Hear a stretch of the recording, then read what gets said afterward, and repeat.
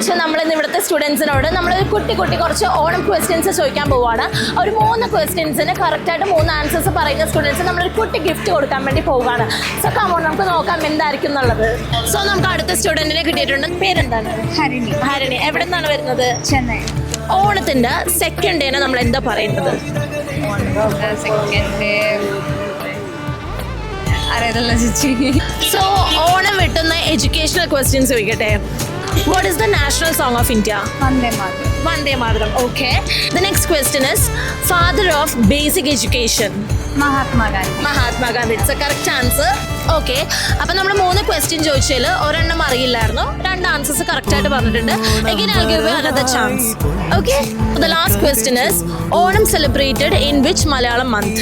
Chingam. Chingam. It's a correct answer. So 3 ക്വസ്റ്റ്യൻസിനും correct ആയിട്ട് answer ചെയ്തിട്ടുണ്ട്. സോ